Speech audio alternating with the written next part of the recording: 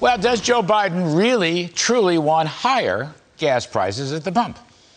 Yes, here to tell us, Senator Tommy Tuberville of Alabama. Senator Tuberville, welcome back, sir.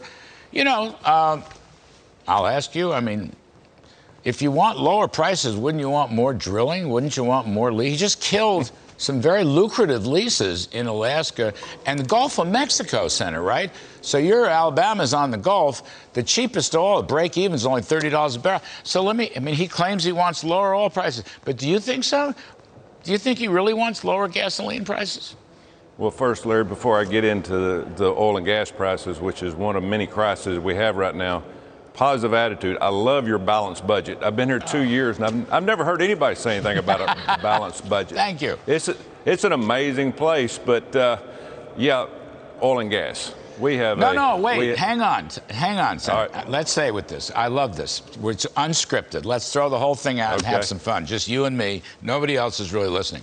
If you sell this right, my point is, if you sell this right, high growth, great family incomes and job opportunities, and low inflation. And Newt and I have talked about this for a long time, and we got a whole group of thinkers on this. To me, this is an organizing principle for GOP and conservatives, but eventually we might be able to get a third of the Democrats with us. What you think? Off the top of your head, what you think? I agree with you. Growth is the number one thing that we have to have in this country. The only thing that's positive right now is the tax cuts that President Trump put in years ago when he was in office. And thank God we've been able to keep those. But we have to have something positive happen in this country. We've got to give more money back to the people, to the citizens, the people that do the work. We've got to give more money back to them for our country to survive. Right now we're on the brink of bankruptcy, which we are already bankrupt, but we have to get to a balanced budget, Larry. We've got to get to a point, and we've got to start getting to the heads of some of these Republicans that don't think about it either. This is not just a Democratic problem. This is a Democrat and Republican problem. We have got to get back to some common sense in this country and give the money back to the people, cut taxes, and let them prosper and grow this country like we have years in the past. See, that's the thing. We did it once. In fact, as Newt mentioned in the prior segment, look, it was 25 years ago, but with a balanced budget approach and welfare reform, we had high growth, low inflation, and budget surpluses in the late 90s. You know, that's not in the 18th century, which was when I was prospering. That's actually recently, okay, in the last 25 years. That was a joke. But I'm just saying it can be done. And the post-World War II growth can be done. And the way to do it, I think, is to look at it in terms of a balanced budget discipline, a balanced budget principle.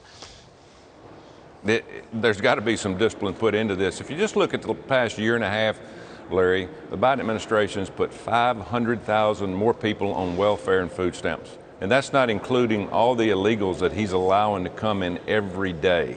And it's going to continue to grow, and it's going to continue to take money out of the pockets of the people in this country that actually pay the taxes, where they can't reinvest and do things that they want to do to make the country stronger. It's just a circle of life that the Democrats love. They love taking away from the working people and giving it to people that don't want to work.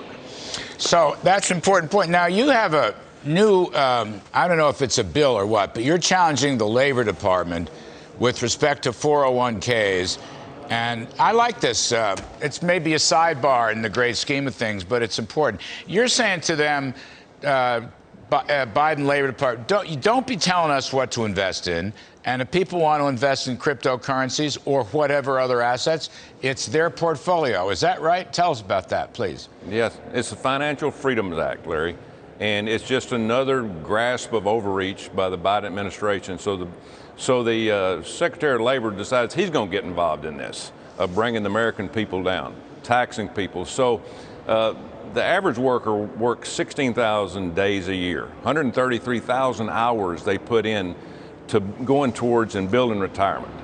The problem is now the Biden administration and the Department of Labor, they want to say, no, wait a minute. We're going to tell you what you can and cannot invest in these brokerage windows. And so they're saying, we're thinking about not allowing you to get in cryptocurrency. And I'm not telling anybody that cryptocurrency is the right thing to get into, but it's not just cryptocurrency. The next thing will be fossil fuels. Mm-hmm. The next thing will be guns, mm-hmm. Things that you can get into and possibly make money in some of these big companies, but it's a massive overreach. And we've got to get away from this. We've got to turn the American people loose and quit putting new rules and regulations on them every day.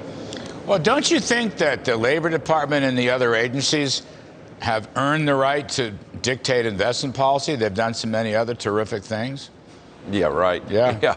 Yeah. If they would just get out of the way. And in my state and all across the country, the Labor Department right now is trying to push unions everywhere.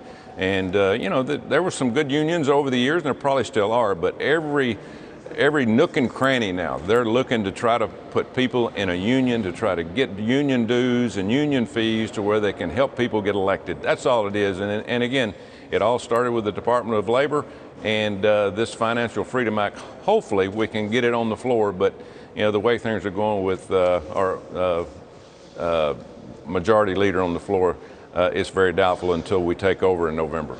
So last one, Senator, just quickly, Amazon regrouped and did win the union election, right? They kept the worker freedoms, and the workers voted for Amazon. I think it was pretty hefty. It was over 60% up here in Staten Island.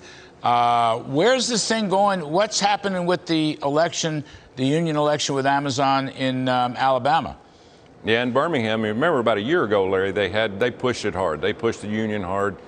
It went down, 50%. They didn't get 50% of the vote, but they called foul. They said there was too many boxes close to a mailbox outside the plant, so they got a revote. Obviously, they gave them a revote, and they had another vote just recently, about a month ago. It failed again. So hopefully the Department of Labor will stay out of this, allow people to do what they want to do. We're a right-to-work state. We want to stay a right-to-work state. If they want a union, let them pass it, but it failed 2 times. We don't need another vote. Yeah, worker freedom. I like that. Worker freedom, investor freedom, just ordinary freedom. How about that? Senator Tommy Tuberville, thank you, sir. As always, great to see you.